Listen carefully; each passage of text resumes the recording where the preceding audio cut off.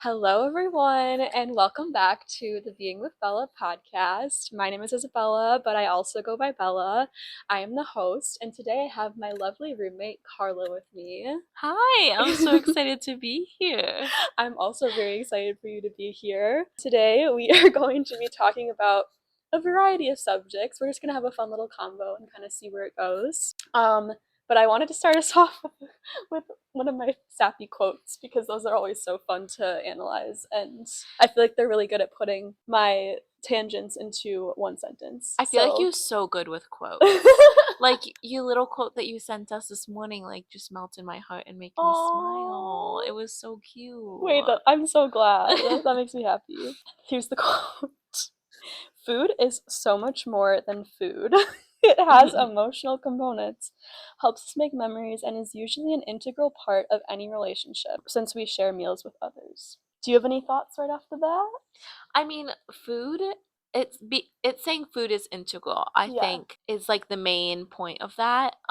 We obviously eat 3+ times a day. Yeah, Everyone eats, everyone drinks. And I would hope so, so. in my opinion, why not make whatever you're eating the best it can be? Right, like romanticize it a little bit. Mm-hmm. Yeah, definitely. I agree with Eat with that. people, eat without Yeah, people, right, use it as therapy, right. whatever you need. Yeah, I agree with that. I think that just kind of romanticizing like the process of either making food for yourself or like going to a restaurant and getting Mm-hmm. food for yourself. Over the summer, I remember so vividly this one day where I went to Caseta Mm. and I got the paradigm sandwich and then I Uh-huh. took it to this cute little garden and I just sat Yeah. there and ate it, and that was like one of the my favorite moments from this whole entire summer. And it Uh-huh. was the most simple thing. I surrounded myself with nature. Mm. That had an entire emotional component to it that I wouldn't Yeah. have had if I had just made myself like a peanut butter and jelly sandwich at home. Yeah. I Yeah. love that food in itself is amazing, but can also make other experiences even more amazing. Yes, exactly. It's like an add-on. It's like Yes. an enhancer almost Yes, to I the was just gonna say that, experience. enhancer. Yeah. Yeah, Yeah. I love that too. I think the reason food is such a bonding experience, like sharing meals together is such a bonding experience, is because we obviously are not in each other's heads. Mm-hmm. So we're not, it's very rare that we're ever experiencing the exact same thing as someone else. Yeah. But when we're eating meals together, we're eating the same exact meal. Mm-hmm. We're experiencing the same exact thing, the same exact flavors and the same exact consistency. It's like a And commonality. yeah, so Yeah. it's like something to bond over, which I think Uh-huh. is really beautiful. And it breaks the ice a lot too. It's Yeah. interesting how the first thing you think of, or at least for me, is when you Yeah. think of going on a date, Mhm. you think, "Oh, we'll grab food." Yes. Because it breaks 'Cause the it's such an ice. icebreaker, yeah, Yes. Yeah. definitely. And I think I love how whenever we have dinner or whenever we Mhm. eat together or whatever, although obviously it's a commonality that we're eating the same food, we have different outlooks on it usually, Yes. which is so funny. I feel like we Yeah. talk about that a lot. Like, when I feel like I am, like, probably the least picky eater out of the roommates. Which I love. I don't think any of you guys, besides myself, are picky. Yeah. And I wouldn't necessarily say I'm picky. No, I no, would no, say I'm no. critical.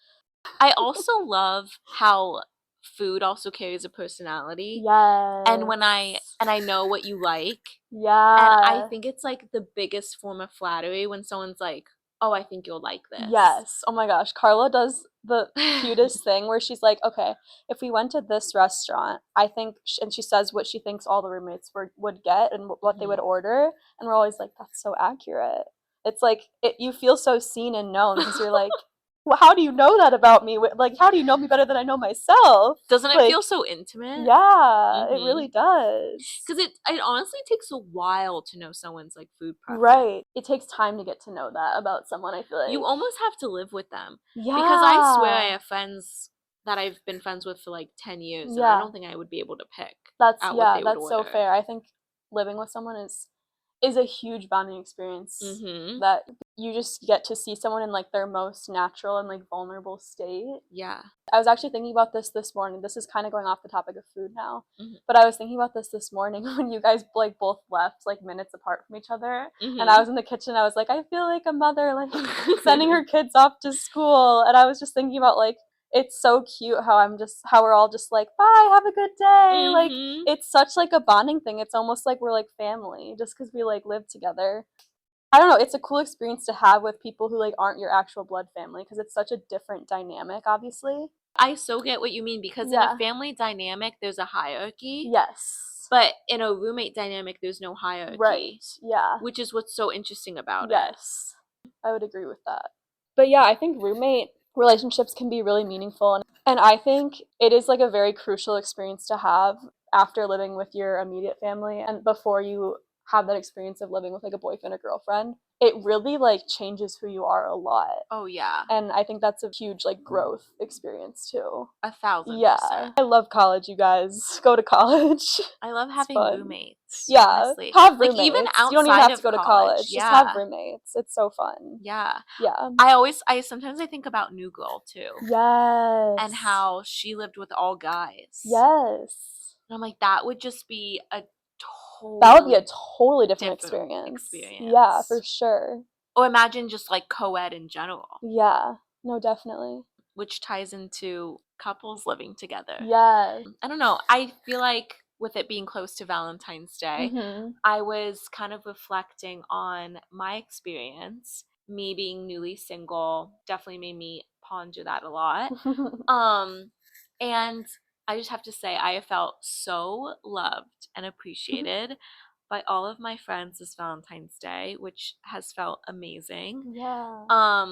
But as I was saying, as I was thinking back into like last year and everything, not that like, I mean, I had like an amazing Valentine's Day, absolutely, but it was different. Yeah. It was definitely different. I think a lot of the times when you're in a relationship on Valentine's Day, Mm-hmm. you kind of overlooked Yeah. by those who are both single and in a relationship as well. Definitely. Because it's almost as if, I know you were saying this too, like, it's almost as if, oh, like, she's taken care of. Right. Yeah. That guy will take care of her, whatever. Yeah. But, like, with being single, it's like we rally around each other. We're all, supporting each other, Right. women empowerment and all of that. And it's like, you're single and you're powerful and you're choosing yourself as a woman. But, like, if you're in a relationship, you're not choosing yourself and you're not Right. as like independent or powerful, Right. which I think is total BS. Right. Like, who's to say that you're less powerful because you're in a relationship? Exactly. Yeah. It just makes me sad because I feel like, gifts are given to people who are single on Valentine's Day, which is Yeah. such a sweet and thoughtful thing. For sure, yeah. It's almost like trying to like make up for the fact in a way. Yeah. But it's like, why can't a single girl give her best friend who's in a relationship a Valentine's Day gift? Right.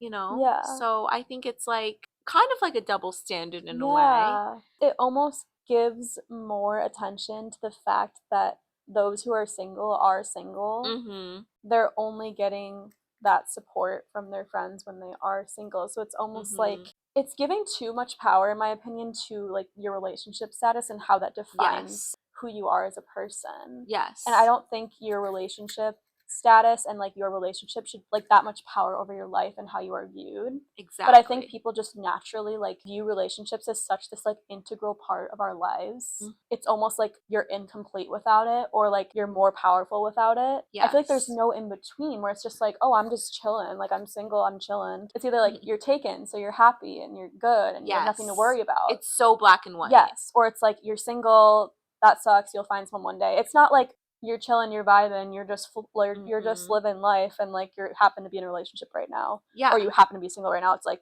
you're single or you're taken. It's an intense label that we put on people. Yes. It's so intense. Yeah. I feel like in the past, in society, it used to be like your worth was placed on if you were taken. And now it's almost as if like society has fought back in the opposite way of like I totally now we're see that. Celebrating people who are single and putting down those in relationships. Right. We are almost like on the opposite end of the spectrum from where we were like 100 years ago. Yes. Which is just like so interesting, like how society evolves in that way. Yeah, no, I completely agree. Yeah.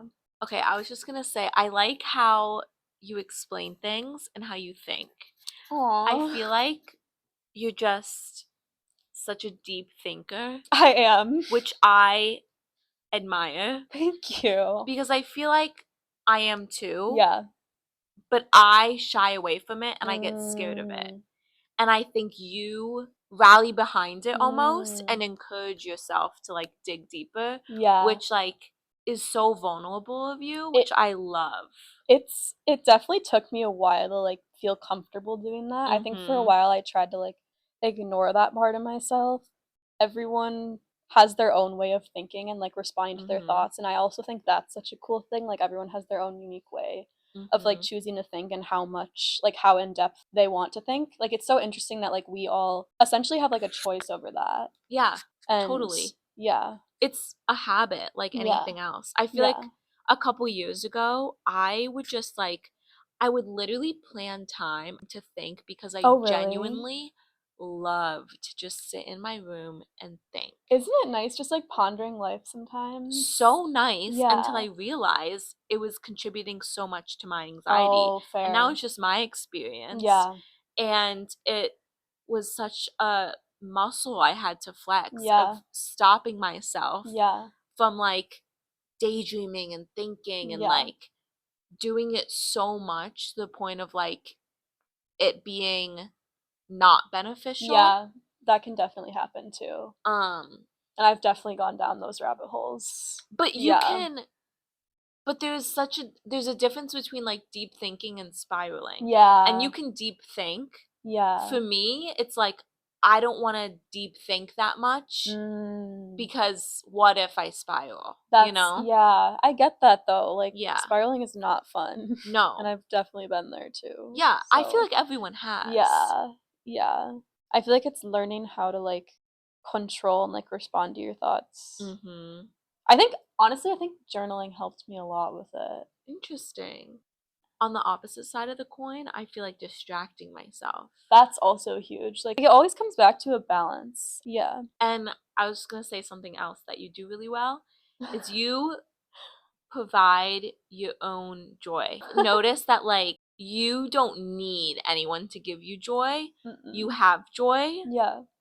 And like sure, people giving you joy is like amazing, awesome, like icing on the cake, but you don't need it. Like you could go your whole life just like staring up at like the sky, Just being like like in La the La world Land. is not La La Land, but like the world is amazing and I'm happy and I'm content. Yeah. That's the huge thing. It's like you're content with yourself and like you're enough and you bring your own happiness. It's not that I don't think that I'm enough or that like I bring joy. I'm more just like grass is greener. Like grass is greener mentality. It's so hard not haunts to me. think that way. Yes. Especially with like where we are in our lives right now. 100%. Yeah. It's really hard not to think that way. Sometimes when I do notice myself thinking that, like thinking like super optimistically, I'm like, maybe I'm just being too like, oh, everything's sunshine and rainbows. Like sometimes I'm like, maybe it can be a little bit excessive and like a little bit idealist. And like I'm definitely aware of that, but also at the same time I'm like a little Anjali moment. I do not know what that word means, but I love it. I think it's a French word for like a naive, innocent girl. Yes. A little I think it's Anjali. Yes. Anjali. Yes. And I definitely can. Je ne sais quoi, if you will. I definitely can be naive at times, but I think I've also had enough experiences where it's like I've learned when to distinguish. Like I've learned to catch the red flag. And I've learned how to distinguish. Like, okay, this is like not something to be optimistic about. Like, just take note of this. I think I've learned how to be more so observant of things without necessarily reacting in like a negative or positive way. Yeah. And obviously I'm not perfect at that. We're all human and it has its upsides and its downsides. I think every like form of thinking has its upsides and its downsides and it's really just what works for you and what you're content with. I think a lot of the negative thoughts that I was having weren't pushing me to be better necessarily. It's one thing if you're thinking, it's okay if you're slightly comparing yourself to someone else, but it's like motivating you to like be better. Like I think that's okay, but for me it was more so like self-deprecating. It was like I'm not good enough. Yeah. And so I think for me it was like very empowering to just like separate myself from other people. Yeah. And just be like, well, you know, I don't need to compare myself at all. Like I'm just gonna do me and just see where life takes me. which is But so awesome and so mature. And I try to do that as best as I can, like everyone else. Yeah. And I'm still growing from it. I think we're always growing. Oh, yeah. I think everyone is always growing. I love that you own that. Yeah. As each year goes by, I stay more and more in my own lane. I love that. Yeah, that's awesome. Do you know what's also funny is that we're both Leos. We are both Leos. Like, we're very similar, but we also have our differences because I'm at the beginning of the month, you're at the end of the month, or middle-ish. But yeah, middle-ish. Yeah. Should we look up like the quality? The qualities of a Leo, yes. Okay, it says a Leo woman may be social, but she only considers a few people her close friends. You can't mistake a Leo woman. When she enters a room, all eyes turn to her. When she talks, people gravitate forward to listen. When she dresses, she aims to make a memorable impact. The Leo woman is socially aware of how to act. She's the ideal hostess, and she dresses well. You are the ideal hostess. That resonates with you. I love to host. I wouldn't say I'm huge on like dressing well. I don't think I dress nice. But I don't think I aim to dress for something memorable. I think I do. I think I do that. But you're not dressing for attention or no. that you dress for the moment to like make you feel some type of way. You're dressing for yourself. Yeah. But what this is saying makes it feel like we dress for other people to turn their eyes to us. No. Which is, I feel like doesn't resonate. That's not Leo. That's not really Leo energy. It's not. I feel like when people describe Leos, it's always like materialistic. I'm not materialistic at all. We are so the opposite of that. And also I think people say Leos can be like conceited. Anyways, next question. Oh, this is interesting. It says Leo women in love. Ooh. For Leo women, there are no two ways to deal with it. It's an all or nothing contract. That is so real. I resonate so much with that. I agree. Yeah. The strength and passion that appears in every aspect of her life has its greatest concentration in her love. I could not agree with this one. Wait, what is that saying? I didn't like process what that was. The strength and passion that appears in every aspect of her life have its greatest concentration in her love. Like this all or nothing is like most pertinent when it comes to romantic relationships. Yes. And I agree. I would so agree, which is interesting because we were talking about how we don't think it should be this all or nothing outlook. That's interesting. For me, it's hard to not see it as all or nothing when it's a huge commitment to like be in a relationship with someone. It's a huge commitment. Obviously, it's a monogamous decision. Yeah. And also, when you're dealing with something that's finite, as in your life, which is finite time, it feels like, you know, if you're with someone that you shouldn't be with, you're taking away from someone that you should be. And you're also keeping them away from who they should be with, or keeping them away from their path they're meant to go on. I'm very intentional about it because it's never been something I take lightly. If the right person comes into my life, like naturally, like I'd be open to it, but I don't know. It's at this point in my life, I don't feel like it's something that I like would force or seek out. Right. Yeah. So what do you seek out in a male? I feel like what do I seek out in a male? Okay, I would love to discuss this. Okay, well, I could pull up the list I just made this morning. This morning? Yes! Please. Okay, so I was doing some introspection this morning when I got back from my 8 a.m. class. I was introspecting on like my core values, and then I was like thinking about like, well, it'd be important that my partner and I align on like values as well. Oh, I love that. And I was thinking about like what values are important to me that like overlap when I'm in a relationship with a man. Yeah. The first one that I had was like authenticity is so huge. Like not doing things, obviously doing things for me, like treating me well, obviously important, but like not doing things just to like try to impress me and like try to like make me think like, oh, he's so cool. Like just be yourself, like just be you, just vibe. Like that's huge for me. But also wanting to impress you is cute too. That's true. See, maybe I'm just hyper, but also like the emotional depth is huge for me. Like having that connection beyond the physical is so huge for me. It's definitely important that they're also like growth oriented, because I'm so passionate about that. So I'm like, I need someone who's willing to like grow with me and like challenges me a little bit, but also like allows me to maybe challenge them when in moments where it's like they need to be put in their place a little bit. That's one of my big ones. Yeah, like they're like humble enough to like be open to expanding their perspectives and being open to like understanding my side of things if we view things differently. And then a huge thing for me is like I am, like, as we were talking about before, like I am very content on my own and like being single, so like still allowing me to have like that independence and freedom. Like obviously I understand communication is important in a relationship, but I just having that like independence to like. So your ideal person, like when you are being super introspective and deep thinking, what's the ideal response from your partner? Like do you want them to be encouraging? Do you want them to go down these deep thoughts with you? Do you want them to give you answers like, yes, Bella, that's correct. No, Bella, that's wrong. Okay. I think I want them to be curious with me. Like not necessarily telling me I'm right or wrong, but being curious with me, but also obviously loving me for who I am. Yeah. And not pushing me too much. Because sometimes I can overdo like the self-reflection for sure. And so obviously not someone telling me like, yes, you need to change this, you need to fix this. Like someone like kind of like loving me for who I am, but also being curious with me and staying curious with me. Like I just think it's so fun to like always question things. Like I'm someone who likes to stay curious. So I think having that in a boyfriend is like important to me for sure. They say the smartest people question everything. Exactly. The people who have the most wisdom don't care about being the most correct person in the room. They just care about gaining more wisdom by learning. So you're such an inventor.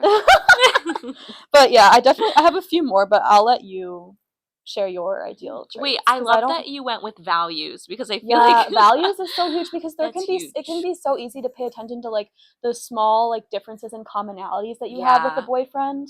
And that sometimes in the past I would like let that get in the way and be like, oh, I don't think, which sometimes it was like a good thing to let that get in the way if we don't have like the same lifestyle or something. But I would sometimes pay way too much attention to that, to the point where it's like, okay, well, they're not going to be the same exact person as me. I can't expect that. Like if I want the same exact person as someone as me, I might as well just be single. So it's like if I want to be open to a relationship and have a relationship, I have to like focus on like the core values of it and not like them literally being like the same person as me. So no, like for me, like the sexiest thing that a man can be is good at the things I'm bad at.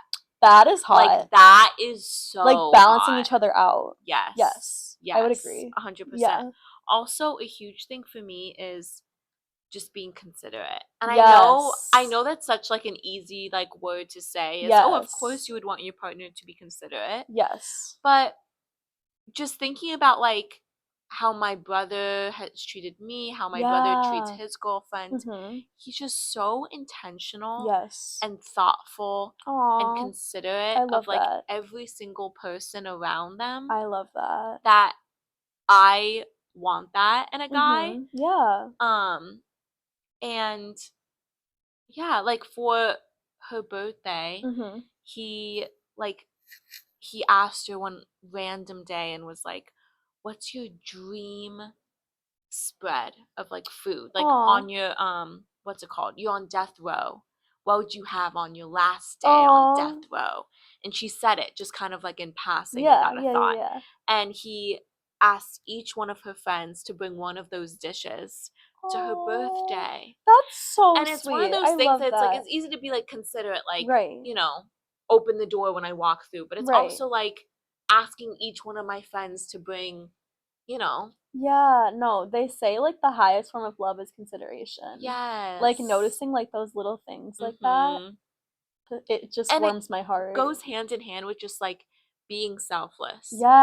Like you do not matter in this situation. You're just trying to make the other person happy. And I think that's so beautiful when it's a mutual thing. And she does the same thing for him. It's just like, it's so beautiful that makes me so happy. I don't know, I was talking to you about how I love a guy who's handy. I think that's more like shallow.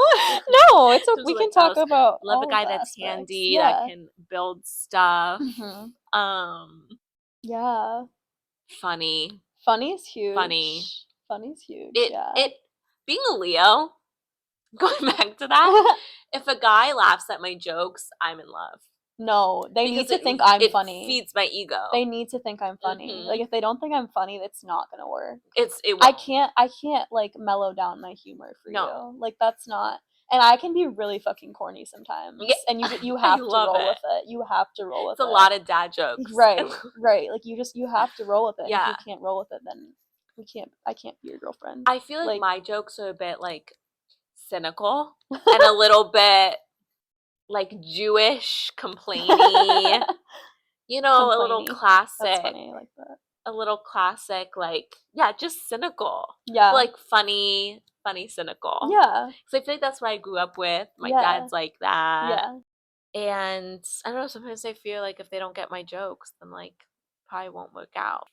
And also celebrate who I am. Yes. And not change that. Right. That comes back to like me being introspective and like wanting them to obviously be curious with me, but not be like, oh yeah, you definitely need to change that.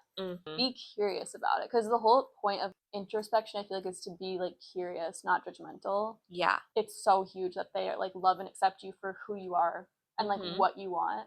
Like, I think that's just so huge to having like a healthy relationship, is like being able to like live true to your values and desires and like the person you are, and them loving you completely for that. Yeah. I think that's so huge. So yeah. We've lived 20 some odd years without this person. Right. Then they come into our life. Right. That we meet at a frat party, whatever. Oh God, I hope not at a frat party. I don't know why I can't stand. I mean, maybe. I don't know why the first thought was nitty gritty. Maybe, I mean, nitty gritty is not maybe a bad place. I'd rather meet someone at nitty gritty than a frat party. My first thought was nitty gritty. This boy comes into your life at nitty gritty one week, and suddenly he's like, you shouldn't be so late all the time, which is wonderful. Yeah. You know, he's trying to better you, but at the same time, I've lived 20 some odd years without you. And I've been fine. And I've been fine ever since. Oh my gosh. Yeah, that's so real. Yeah. It's definitely relationships definitely take a lot of compromise, and you definitely have to be ready for that. Yes. And willing to put in the work to make that happen. And I think with the right person, it comes kind of naturally. Yeah. I definitely think. Oh, yeah. I don't know how I didn't say this, but he has to be a foodie. Oh, that's so huge. Are you oh my kidding? Gosh, if they like only eat like the foodie is so huge. Oh my gosh. Yeah. I don't know. It means a lot to me because I talk about it all the time. Yes. Even if that's something that's like I can't talk about, or they'll just be like, like it won't work. They have to be like passionate with you. Yes. Like, and I'm so passionate about food, and I know you are too. Like, yeah. They have to be passionate with you. Like, match your energy. Yeah. I like deep thinking in terms of food. Yeah. See? I feel like you're more passionate about food than me, honestly. Like, everyone has their own like passion and like niche, which is so cool. Their own like field of study. Yeah. Creative field of study. Yeah. That's another thing I like in a guy. I like when they're like creative. Yeah. Like kind of artsy vibes. Yeah.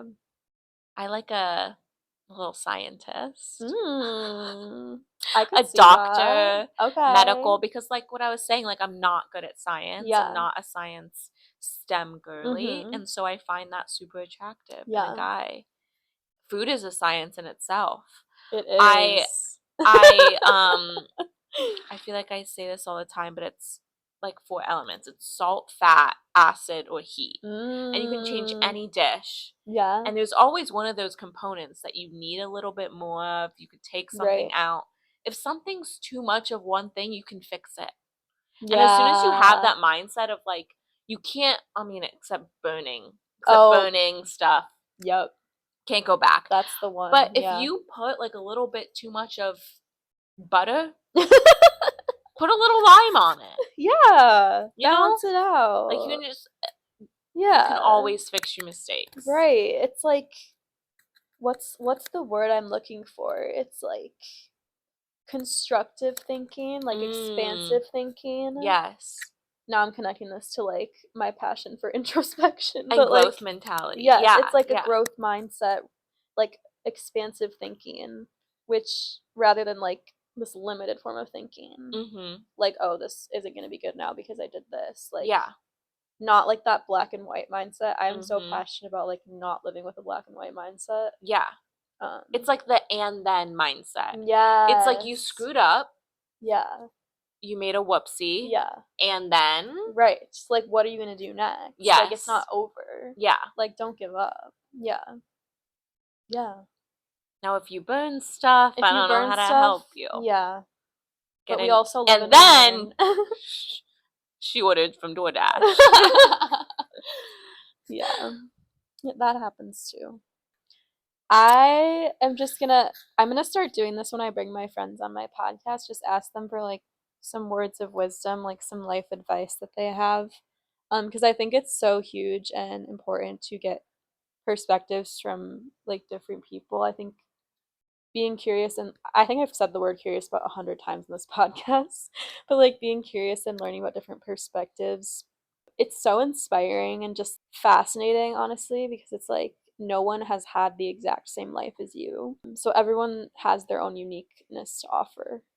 With that, I wanted to ask Carla just like what like words of wisdom or like life advice would you want to leave the listeners with today? Yeah.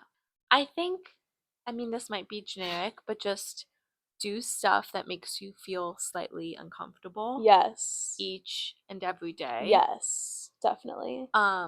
Even if it's just like food related and like Yeah. you're making a new recipe, like Yeah. once you make that recipe, it'll give you self-confidence to Right. apply that. And it doesn't need to be confidence in making another dish after that. It Yeah. could be confidence in yourself. Yeah. You know, that you can do something with your hands, or that you could just do something by yourself, period. I moved a lot in my life, and I've moved to, what was it, 5 or 6 different states now, which was wait, really? so I did not uncomfortable. know you moved that much. Yeah, Wow. I hated it so much. I was Yeah. always the new kid. It was so Wow. bad until I moved to Pennsylvania in middle school and high school, where I finally like felt like I had like a footing.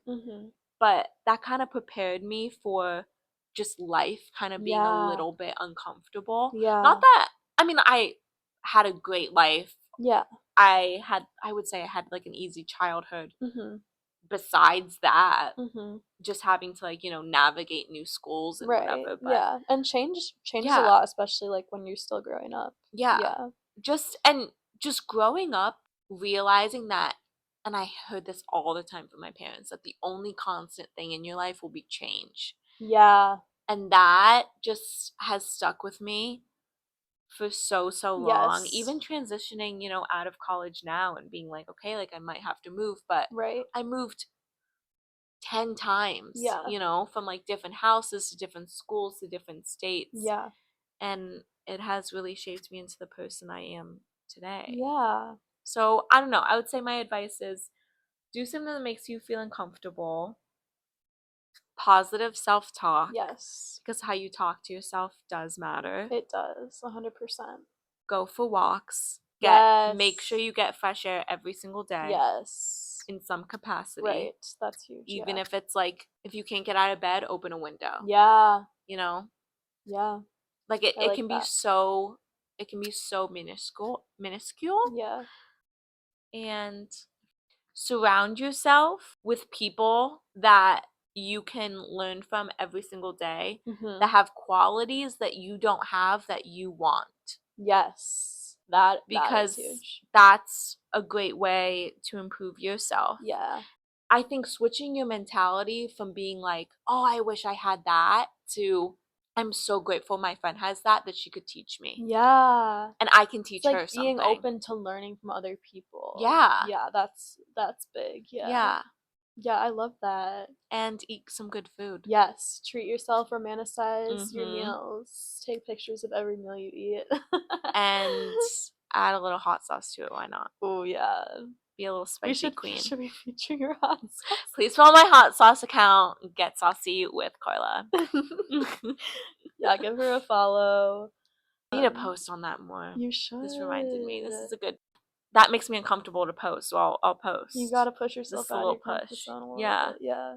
And I liked the thing you said about change too, like how that's really the only constant in your life. Because that's something that I struggled to accept for a long time. Like I just had such like I would get such anticipatory anxiety from like any sort of upcoming change in my life. And that's honestly part of why I started this podcast, because I was like, I really just want to reconnect with myself, cultivate that like inner peace, and help other people do that. Because if you can have that, then like you can handle changes. Change is so much better when it just happens to you and you don't get to think about it. It's so much easier. That's so true. When you can just let it ruminate and ruminate, it's so much worse. Yeah, definitely. Anything ruminating is no bueno. Yeah. But yeah, thank you so much for coming on my podcast. Of course. This was such a fun convo. I feel like we always have such like interesting convos together. So it was fun that I get to put one on the podcast. I give so much kudos to people who podcast, because it's amazing how like authentic you can be with a mic. It's scary. It's very scary. I feel like I freeze. It's really scary.